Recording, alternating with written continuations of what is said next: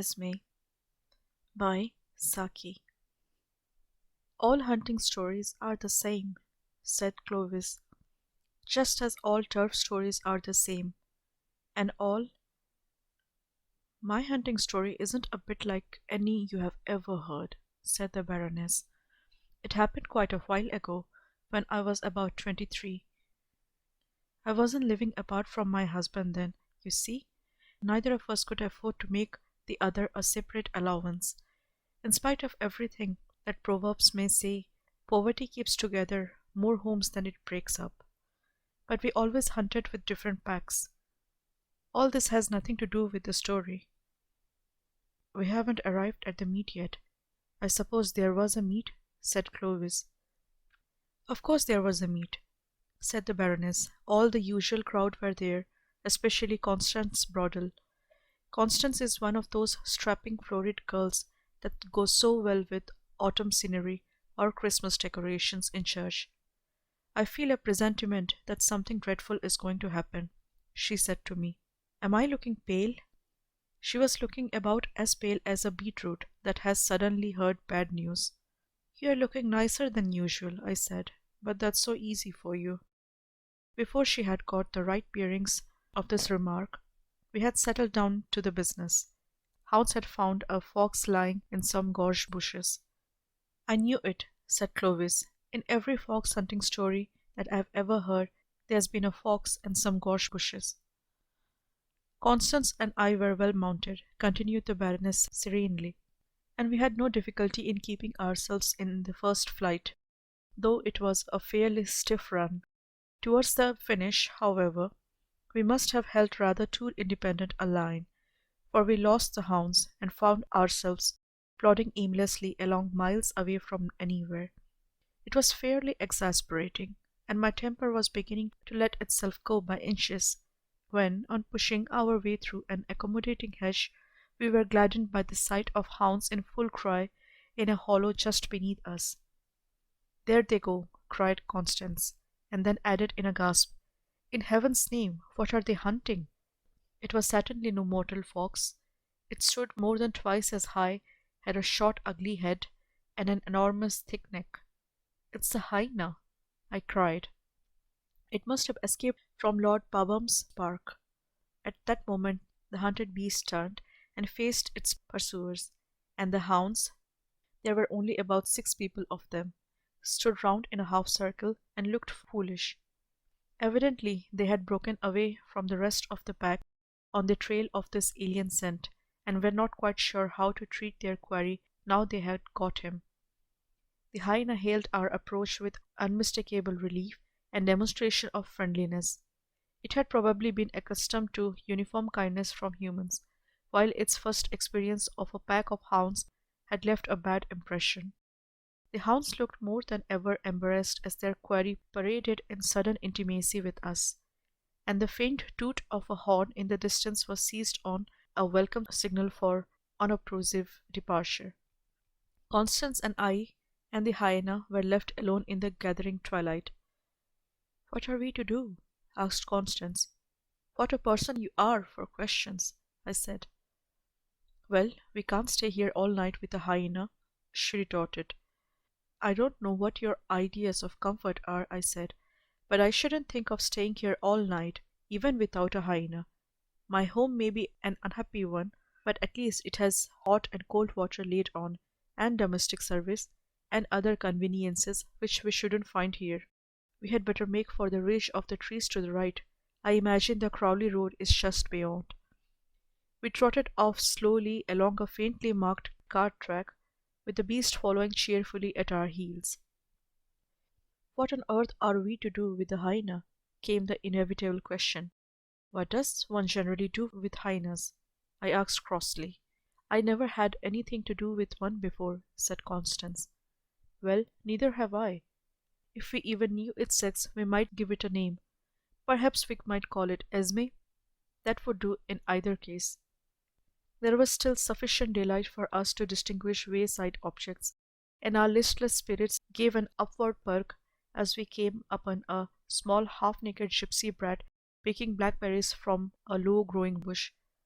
The sudden apparition of two horsewomen and a hyena set it off crying, and in any case we should scarcely have gleaned any useful geographical information from that source. But there was probability that we might strike a gypsy encampment somewhere along our route. We rode on hopefully, but uneventfully for another mile or so. "I wonder what that child was doing here," said Constance presently. "Picking blackberries, obviously." "I don't like the way it cried," pursued Constance. "Somehow its wail keeps ringing in my ears." I did not chide Constance for her morbid fancies. As a matter of fact, the same sensation of being pursued by a persistent, fretful wail had been forcing itself on my rather overtired nerves. For company's sake, I hallooed to Esme, who had lagged somewhat behind. With a few springy bounds, he drew up level and then shot past us. The wailing accompaniment was explained. The gypsy child was firmly, and I expect painfully, held in his jaws. "Merciful heaven!" screamed Constance. "What on earth shall we do? What are we to do?" I am perfectly certain that at the Last Judgment Constance will ask more questions than any of the examining seraphs. "Can't we do something?" she persisted tearfully, as Esme cantered easily along in front of our tired horses. Personally, I was doing everything that occurred to me at the moment. I stormed and scolded and coaxed in English and French and gamekeeper language. I made absurd, ineffectual cuts in the hair with my thongless hunting crop. I hurled my sandwich case at the brute. In fact, I really don't know what more I could have done. And still we lumbered on through the deepening dusk, with that dark, uncouth shape lumbering ahead of us, and a drone of lugubrious music floating in our ears. Suddenly Esme bounded aside into some thick bushes where we could not follow. The wail rose to a shriek and then stopped altogether. This part of the story I always hurry over, because it is really rather horrible.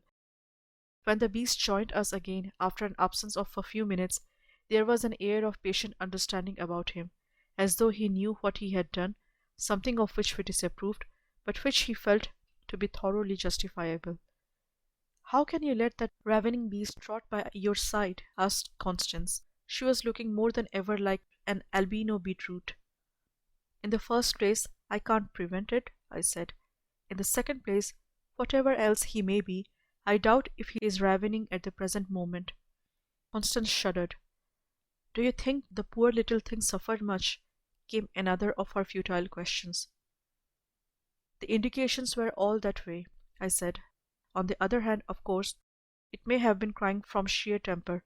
Children sometimes do." It was nearly pitch dark when we emerged suddenly into the high road. A flash of lights and the whir of a motor went past us at the same moment at uncomfortably close quarters. A third and a sharp screeching yell followed a second later. The car drew up, and when I had ridden back to the spot, I found a young man bending over a dark, motionless mass lying by the roadside.